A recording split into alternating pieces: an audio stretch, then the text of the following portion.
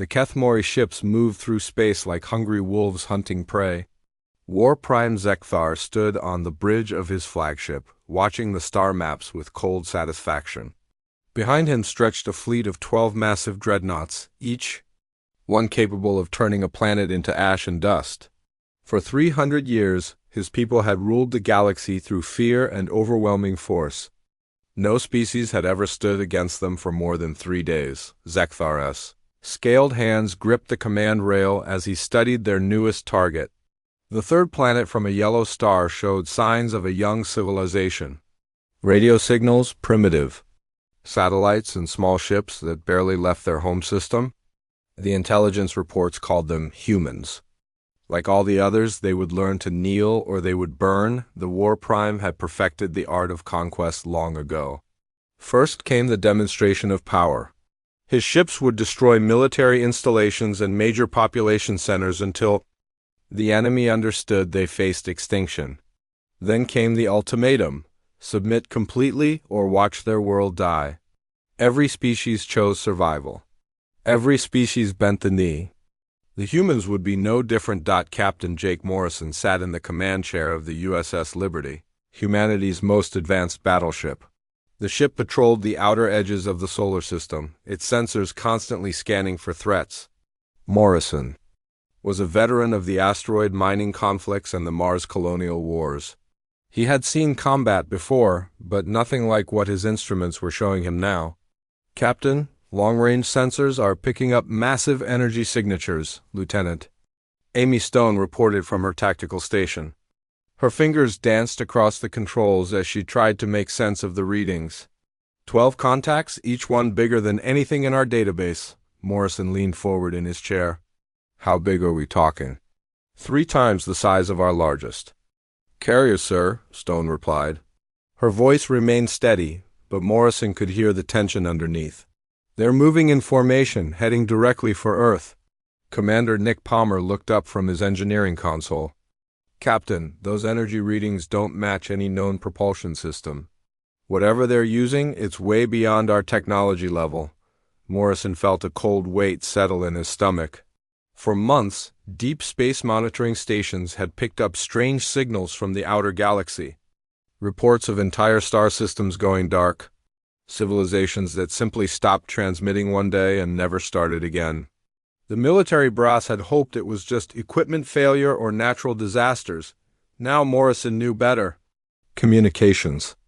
Any response to our standard first contact protocols? Morrison asked. Lieutenant Sam Carter shook his head. Nothing, sir. I've been broadcasting on all frequencies for the past 6 hours. They're not responding to any of our attempts at communication. The alien fleet continued its approach, and Morrison made a decision that would change everything. General quarters. All hands to battle stations. This is not a drill.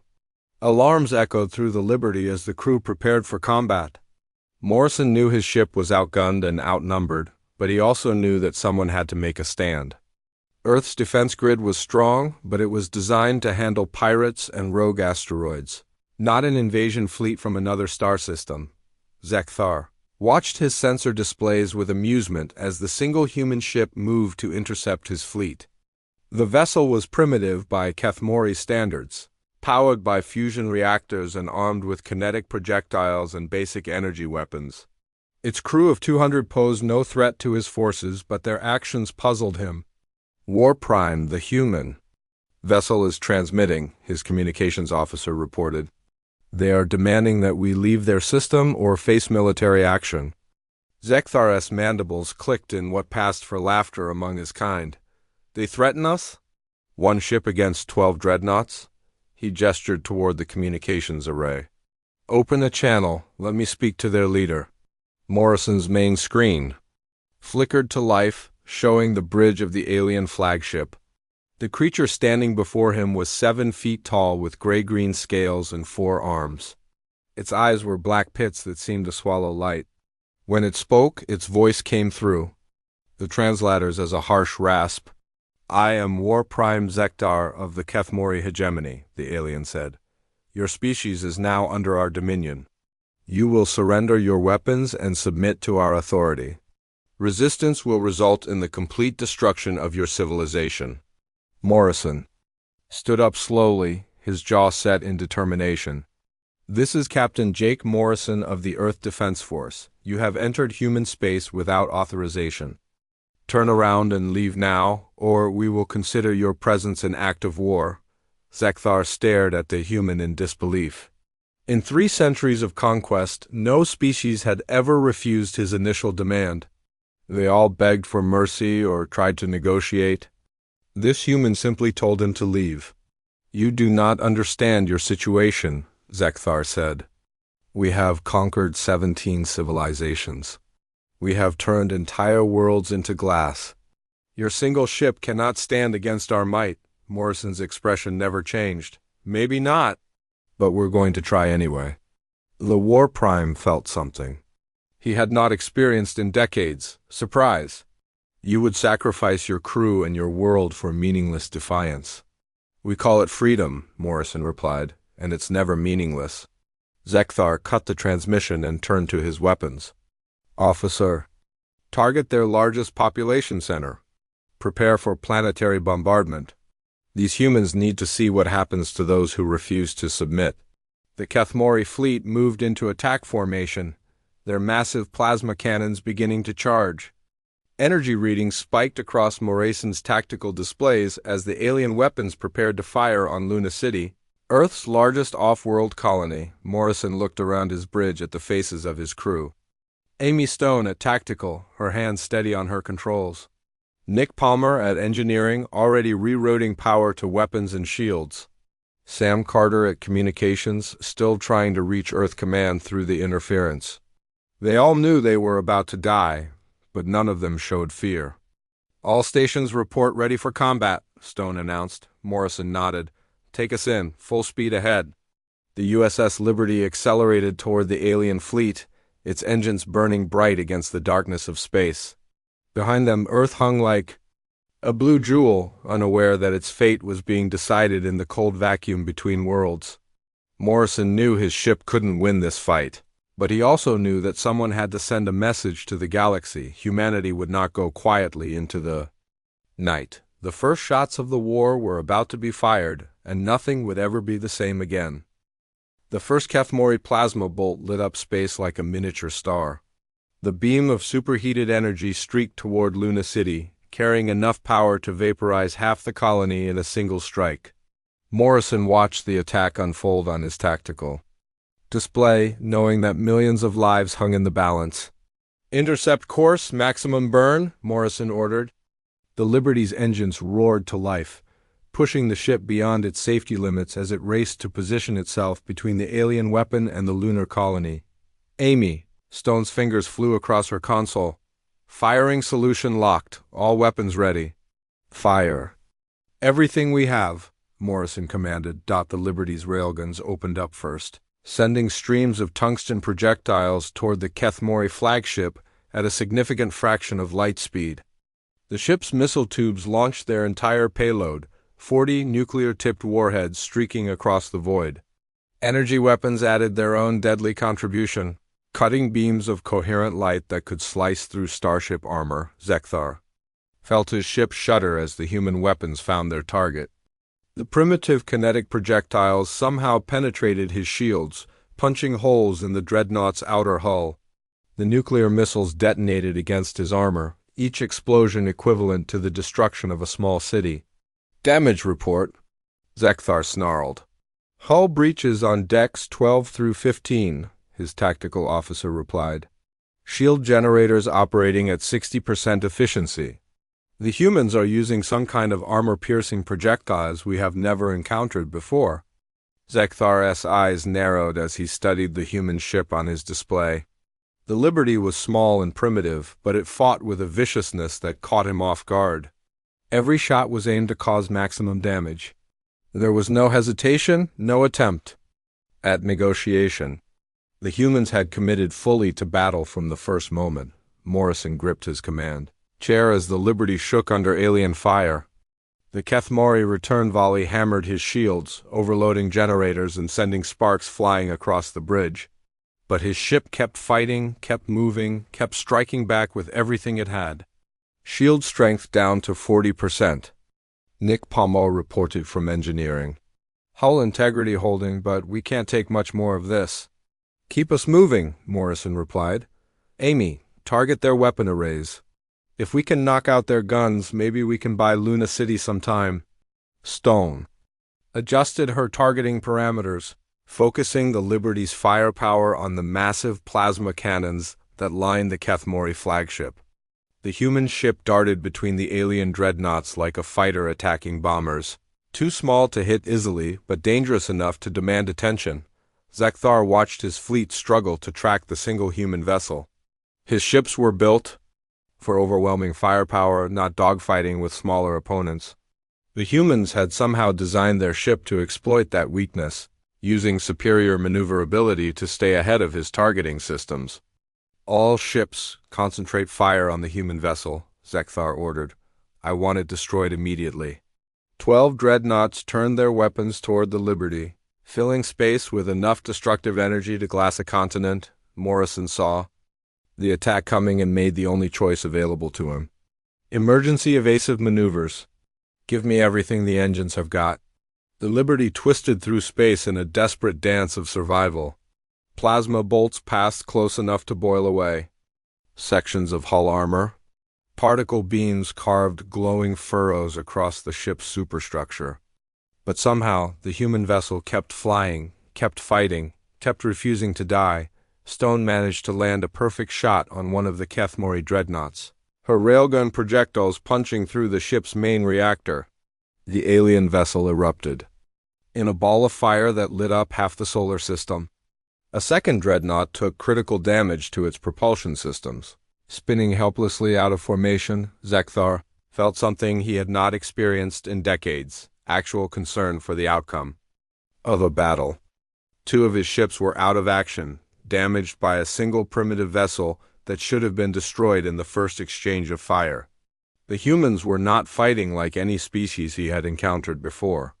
War Prime, the human ship is accelerating toward us, his tactical officer reported. They appear to be on a collision course? Zekthar looked at his display in disbelief. The Liberty was indeed heading straight for his flagship, its engines burning at maximum output. The human ship was badly damaged, bleeding atmosphere and trailing debris, but it showed no signs of changing course. Morrison stood on his bridge as alarms wailed around him. Half his crew was dead or wounded. His ship was falling apart under the stress of combat and damage from alien weapons. But he had made his decision, and he would see it through to the end. All hands abandon ship, Morrison ordered over the intercom. This is the captain. Get to the escape pods now. Amy Stone looked up from her station. Sir, what are you doing? Someone needs to send a message to the galaxy, Morrison replied. Someone needs to show them that humans don't surrender, even when we're outgunned and outnumbered.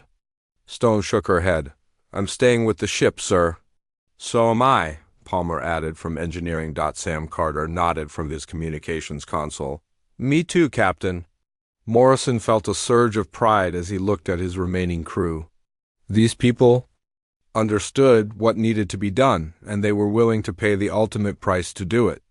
They would die together, but their sacrifice would mean something. Sam, are you still transmitting to Earth Command? Morrison asked. Yes, sir. Everything we've learned about their technology and tactics is being sent in real time. Good, maybe. Our deaths will help the next fight go better. The Liberty accelerated toward the Kethmori flagship, its remaining weapons firing continuously. Morrison had rerouted all power from life support and artificial gravity to the engines and guns. His ship was a flying missile now, aimed at the heart of the alien fleet. Zekthar watched the human vessel approach and felt something he had never experienced before, respect for an enemy. The humans were about to die, but they faced death with courage and determination. They fought not for conquest or glory, but for something deeper. Something his people had forgotten long ago. All weapons, target the human ship, Zekthar ordered. Destroy it before it reaches us, but it was too late.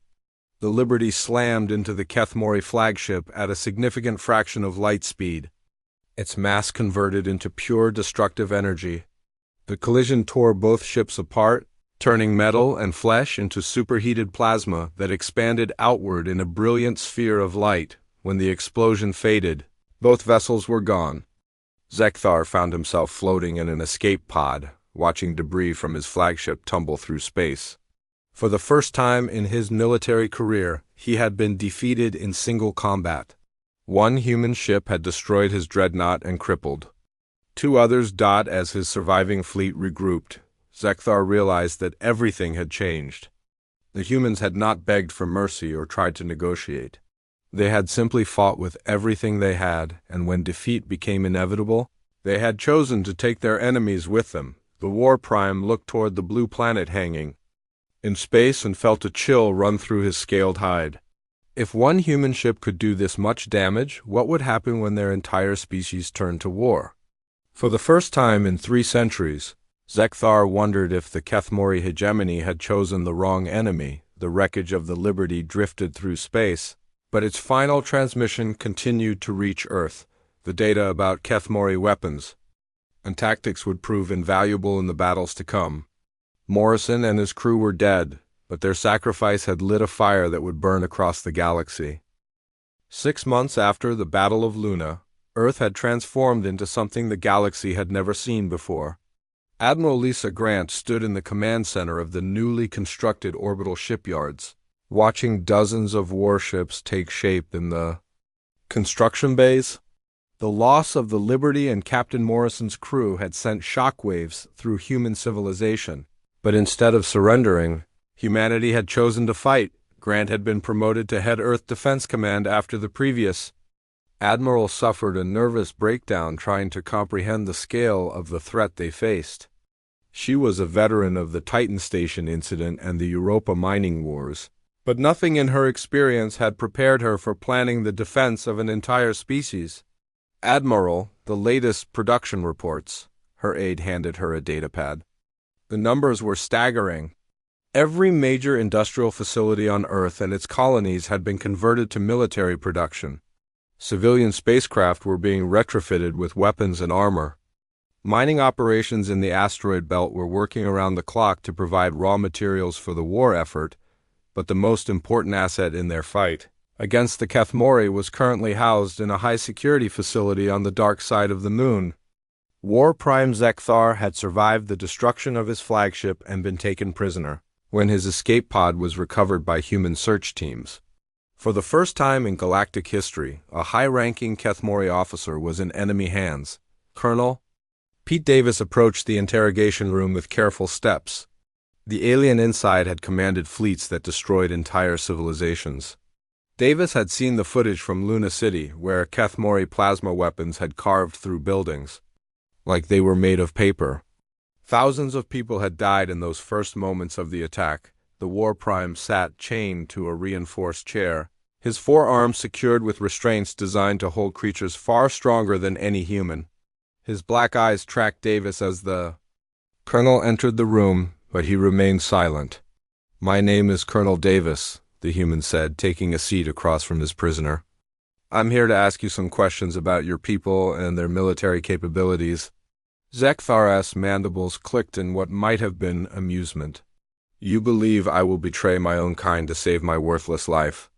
I think you're intelligent enough to understand that this war isn't going to end the way your people expect it to," Davis replied. "Captain Morrison showed you something up there, didn't he? Something your species hasn't seen in 300 years of conquest." The War Prime was quiet for a long moment. "Your captain died well. He fought with honor, even in the face of certain defeat." "He died protecting his people," Davis said. "Just like thousands of others will before this is over. But here's what I think you don't understand about humans. We don't stay defeated, we learn from our mistakes and we come back stronger." Across the solar system, Captain Roy Blake stood on the bridge of the USS Defiance, the first of Earth's new Guardian-class battleships. The ship was larger and more heavily armed than the Liberty, incorporating everything humanity had learned from the first battle with the Kethmori. Blake had served as Morrison's executive officer on a previous assignment and had requested command of the new vessel. Commander Stone, status report, Blake said to his first officer. Amy Stone had survived the destruction of the Liberty by following Morrison's order to abandon ship, though she had been among the last to leave. Her experiences in the first battle made her invaluable to the new generation of human warships. Oh. Systems operational, Captain?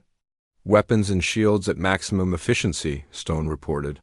Chief Engineer Walsh reports that the new plasma cannons are ready for combat testing. Tony Walsh had been part of the team that reverse-engineered Kethmori technology from the wreckage of their dreadnoughts. The new human ships carried weapons that were nearly as powerful as alien plasma cannons, but designed to work with human engineering principles and manufacturing capabilities. Sir, long-range sensors are detecting incoming ships, the tactical officer announced. Multiple contacts? Kethmori configuration? Blake nodded grimly.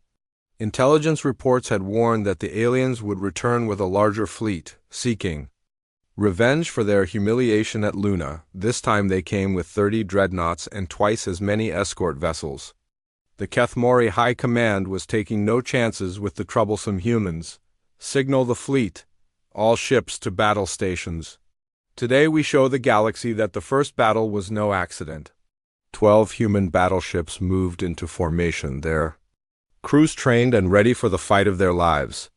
Each ship carried weapons designed specifically to counter Kethmori technology. Each captain had studied the tactical data from Morrison's final battle. Most importantly, each crew understood that they were fighting not just for Earth, but for the right of their species to exist as free beings. The Kethmori fleet approached with overwhelming confidence. Their new commander, War Prime Zekvar, had been chosen specifically for his ability to crush rebellious species. He had put down 3 separate uprisings in his career and had never met a species that could withstand prolonged Kethmori assault. Begin planetary bombardment, Zekvar ordered as his fleet entered weapons range. Target all population centers and military installations. We will not repeat the mistakes of the previous engagement.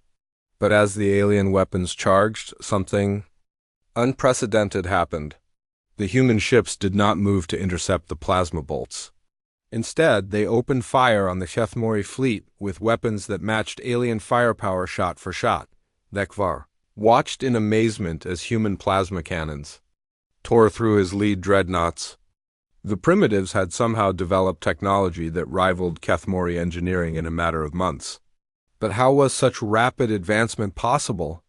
The answer came from Captain Blake as he coordinated the human fleet's attack. All ships, target their command vessels first. Take out their leadership and the rest will fall into chaos. Stone worked her tactical console with deadly precision, directing the Defiance's firepower against enemy weak points that had been identified through careful analysis of captured Kethmori technology. Direct hit on their flagship. Their shields are down to 60%. The battle raged for 6 hours, the longest space engagement in recorded galactic history. The Kethmori had expected to overwhelm human defenses in minutes, but instead found themselves locked in a grinding war of attrition against opponents who refused to yield. Blake watched his tactical display as another alien dreadnought exploded under concentrated human fire. That's the 8th one down. How many more do they have? 14 enemy ships remaining in fighting condition, Stone reported. But sir, we're down to 7 operational vessels ourselves. The cost of the battle was enormous on both sides, but the humans kept fighting with the same determination that Morrison had shown months earlier. Every ship that died took enemies with it. Every crew that perished bought time for reinforcements to arrive. In his prison cell on the moon, Zekvar watched live feeds of the battle and finally understood what made humans different from every other species the Kethmori had conquered. Other civilizations fought to minimize their losses. Humans fought to maximize the damage they could inflict on their enemies, regardless of the cost to themselves. Your people are insane, Zekvar told Colonel Davis during their next interrogation. Session. Davis smiled grimly. Maybe, but we're also free and we intend to stay that way. When the Second Battle of Earth finally ended, the Kethmori fleet was in full retreat. For the first time in 3 centuries, A species had not only resisted their assault but had driven them back with heavy losses. Across the galaxy, other civilizations watched the broadcasts in amazement and began to whisper a word they had not dared to speak in generations: revolution. The humans had proven that the supposedly invincible Kethmori could be defeated. More importantly, they had shown that some things were worth fighting for, no matter how hopeless the odds might seem. The galaxy would never be the same again. The message spread through the galaxy like wildfire, carried by hidden communication networks that had operated in secret for decades. The humans had defeated their Kethmori not once but twice, proving that the alien empire was not invincible. For the first time in centuries, species across the galaxy began to believe that freedom was possible. Captain Roy Blake stood in the briefing room aboard the USS Defiance, studying star charts with Commander Amy Stone and Chief Engineer Tony Walsh. Their mission was unlike anything attempted before: provide covert support to resistance movements on worlds occupied by the Kethmori. The idea of liberating other species had come from Admiral Grant herself, who understood that humanity could not win this war alone. The Veltari homeworld is our first target, Blake explained, pointing to a star system 40 light-years from Earth. Intelligence reports indicate that local resistance fighters have been conducting guerrilla operations against Kethmori occupation forces for the past 2 months. Stone nodded as she reviewed the tactical data. The Veltari were a peaceful, trading civilization before the conquest. They've never fought a real war before. Then we'll teach them, Walsh said grimly. The same way we learned, through trial and error and lots of blood. The Veltari system had been under Kethmori control for 50 years. The aliens had strip-mined the outer planets and turned the homeworld into a factory complex that produced materials for their war machine. The native population lived in labor camps, working 18-hour shifts to feed the empire that had destroyed their civilization. But something had changed after the news from Earth reached their world. Small groups of Veltari workers began sabotaging production lines. Security patrols started disappearing in the industrial zones. Weapons went missing from Kethmori armories. The occupation forces found themselves fighting an enemy that struck without warning and vanished before reinforcements could arrive. Marcus Chun led the largest resistance cell, a group of 40 former engineers and technicians who had learned to make bombs from industrial chemicals. Chun had lost his family in the initial conquest and had spent 5 decades planning his revenge. The news of human victories had finally given him hope that revenge was possible. The humans are coming, Chun told his followers as they gathered in an abandoned factory complex. Their ship arrived in the outer system 3 days ago. If we can prove that we're serious about fighting, they'll help us drive the oppressors from our world.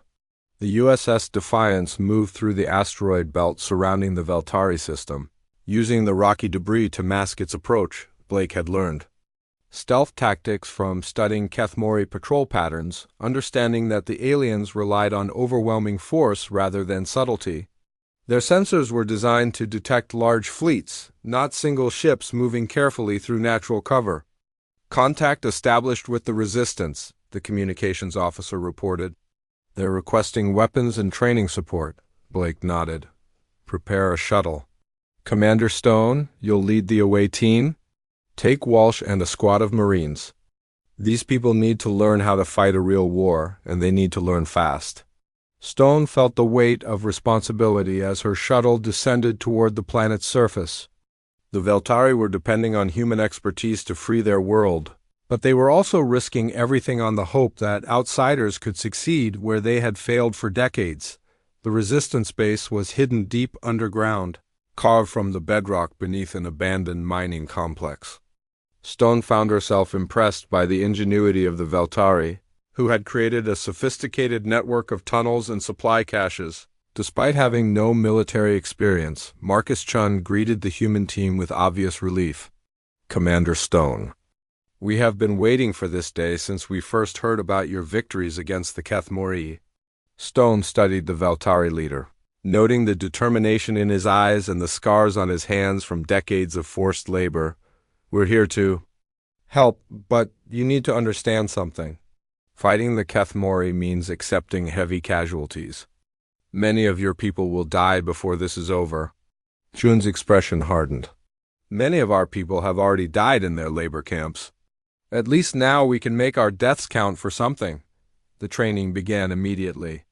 Walsh taught Veltari engineers how to build better explosives and improvised weapons. Marine sergeants showed them basic infantry tactics and urban warfare techniques. Stone worked with Chun to develop a comprehensive strategy for driving the occupiers from key installations. The first major operation targeted a Kethmori communication relay that coordinated security forces across 3 continents. Chun's team infiltrated the facility using maintenance tunnels while Stone provided tactical support from orbit. The attack succeeded beyond their expectations, destroying the relay and cutting off Kethmori forces from their command structure, but success came with a price. Kethmori retaliation was swift and brutal.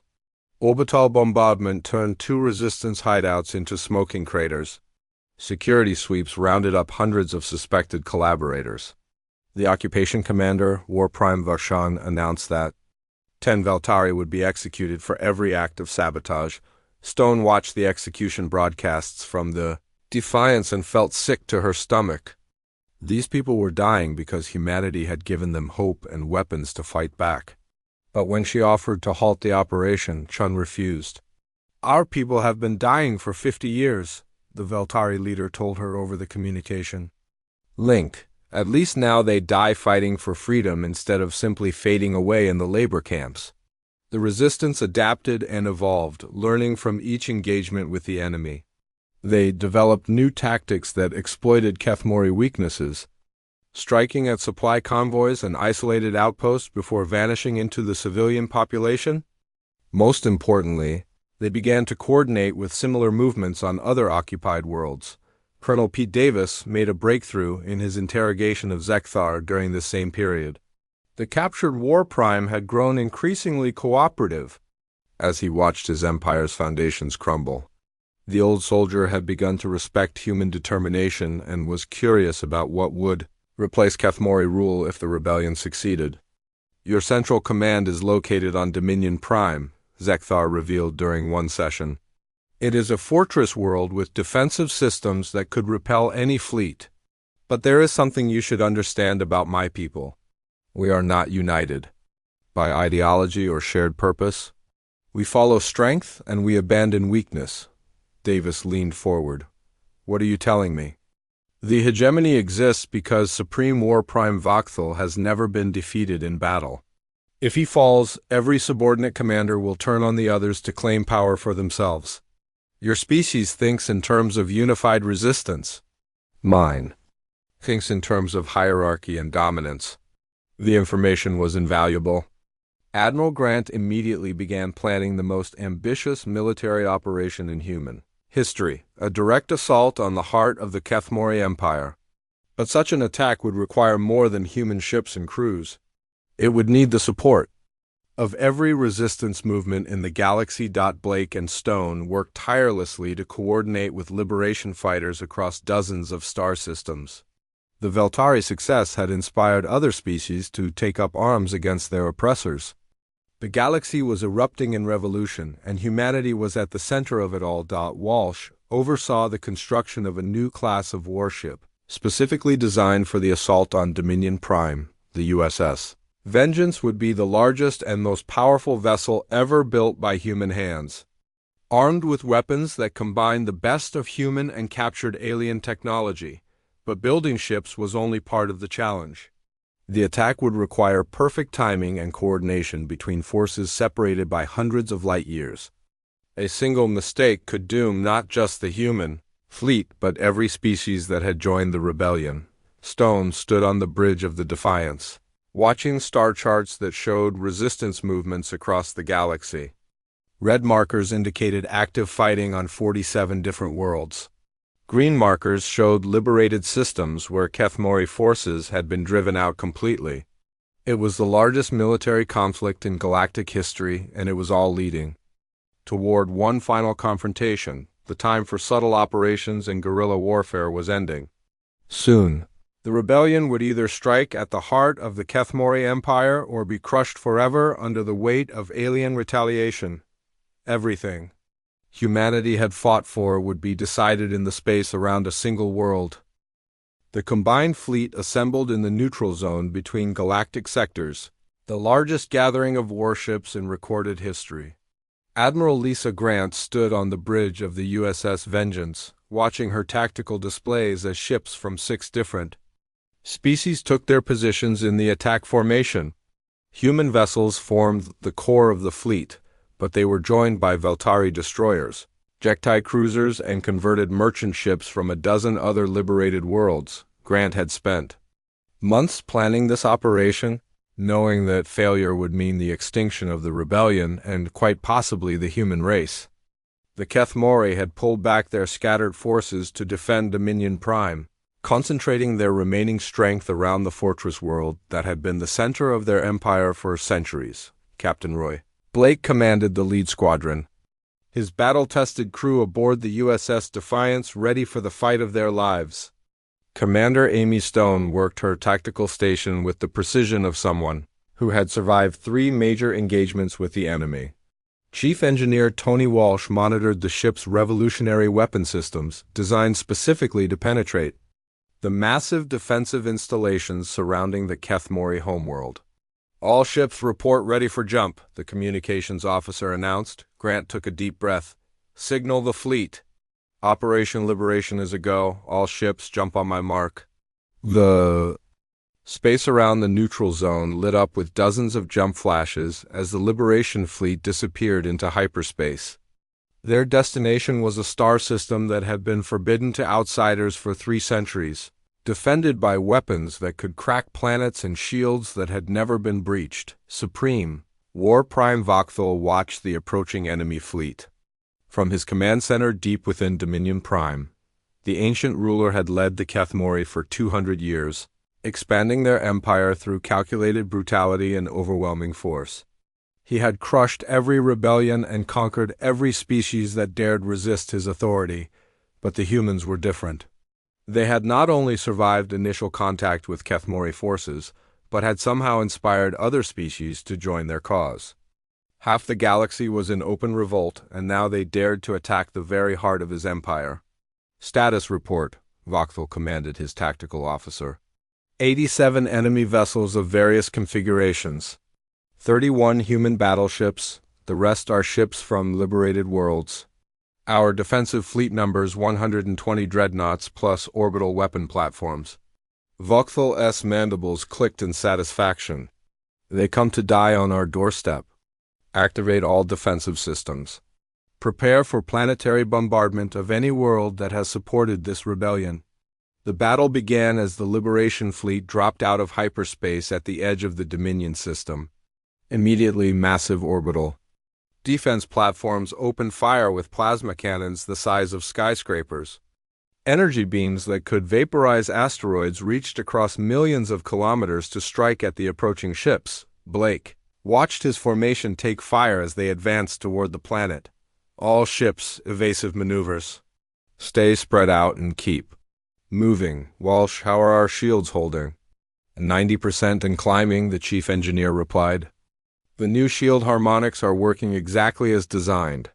The Liberation fleet had learned from every previous engagement with Kethmori forces. Their ships carried shields tuned to deflect alien plasma weapons. Their hulls were armored with materials reverse-engineered from captured technology. Most importantly, their crews had been trained to fight the kind of brutal, close-quarters battle that humans excelled at. Stone coordinated the fleet's attack on the outer defense ring, directing concentrated firepower against the massive orbital platforms. "Target the primary power coupling on Platform 7. All ships, focus fire." The combined assault of 12 human battleships overwhelmed the platform's defenses, tearing through armor plating and destroying the massive weapon array in a spectacular explosion. But for every platform destroyed, 2 more opened fire from different positions. Grant studied her tactical display as the battle developed. The Kethmori were fighting exactly as expected, using superior numbers and firepower to grind down the attacking fleet.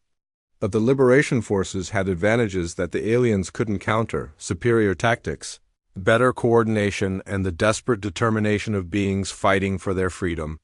"Signal all ships," Grant ordered. "Begin attack pattern Omega. Target their command vessels first."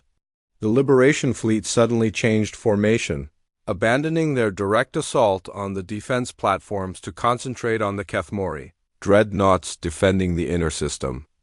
It was a risky move that exposed them to even more enemy fire, but it also brought them within range of their most powerful weapons. Blake led the charge aboard the Defiance, his ship spearheading the attack on the enemy flagship. "All weapons. Maximum rate of fire. Stone, give me everything we've got." The human ship's new plasma cannons lit up space as they poured energy into the Kethmori dreadnought. The alien vessel's shields flared and failed under the concentrated assault, allowing follow-up strikes to tear through armor and hull plating, but the enemy fought back with equal fury. Kethmori particle beams sliced through human cruisers, turning them into expanding clouds of debris. Plasma torpedoes detonated among the Liberation fleet, destroying ships and crews in brilliant flashes of annihilation. The battle raged for 18 hours, the longest and most brutal space engagement in galactic history. Ships from both sides fought until their weapons overloaded and their hulls cracked from battle damage.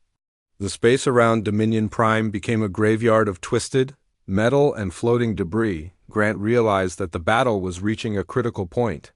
Her fleet had penetrated the outer defenses and was engaging the enemy at close range, but the cost was enormous.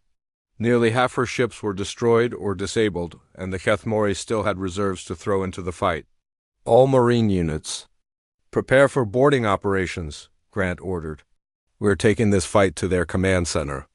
Colonel Marcus Webb led the assault force that launched from the surviving human ships. His Marines had trained for months in zero-gravity combat, learning to fight in the cramped corridors and alien architecture of Kethmori vessels. Their mission was simple but deadly: fight their way to the planetary command center and capture or kill Supreme War Prime. VOK single quotes full dot. The boarding pods punched through the defensive screen around Dominion Prime, carrying Marine assault teams directly to the surface installations. Webb's pod landed in the main command complex, disgorging 20 heavily armed humans into the heart of enemy territory. The fighting that followed was brutal and personal. Human Marines armed with assault rifles and plasma charges battled Kethmori warriors in hand-to-hand combat through corridor after corridor.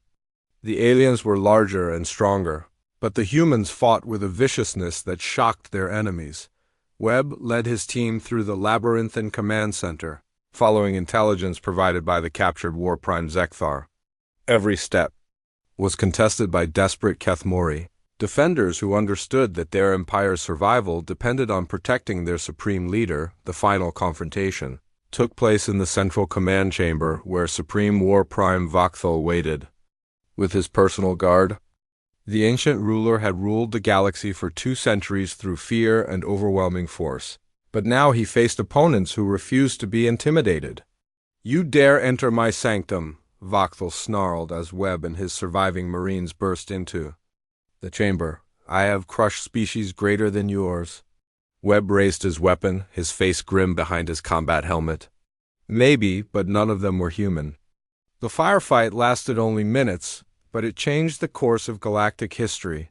When the smoke cleared, Supreme War Prime Vakthul lay dead among his guards, killed by the weapons of beings he had dismissed as primitive. His death sent shockwaves through the Kethmori command structure, exactly as Zekthar had predicted. Across the galaxy, Kethmori commanders turned on each other in a desperate scramble for power. The rigid hierarchy that had held their empire together for centuries collapsed.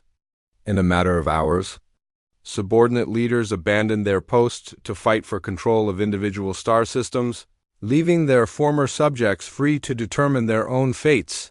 Admiral Grant stood in the ruined command center of Dominion Prime, watching Liberation fleet vessels rescue survivors from the battle. The cost had been enormous. Nearly 2/3 of her ships were destroyed or disabled, but they had accomplished the impossible. The Kethmori hegemony was finished, Blake and Stone worked to coordinate relief efforts for the liberated worlds, using human ships to deliver medical supplies and technical assistance to species that were free for the first time in centuries. The galaxy faced an uncertain future, but it would be a future chosen by its inhabitants rather than imposed by conquerors. In his cell on the dark side of Earth's moon, former War Prime Zekthar watched the news broadcasts with something approaching satisfaction. The humans had proven that his species was not invincible, but they had also shown that strength without honor was ultimately worthless. Perhaps the galaxy would be better off under their protection, Admiral Grant addressed the first meeting of the Galactic Liberation Council, representatives from 47 different species gathering to discuss their shared future.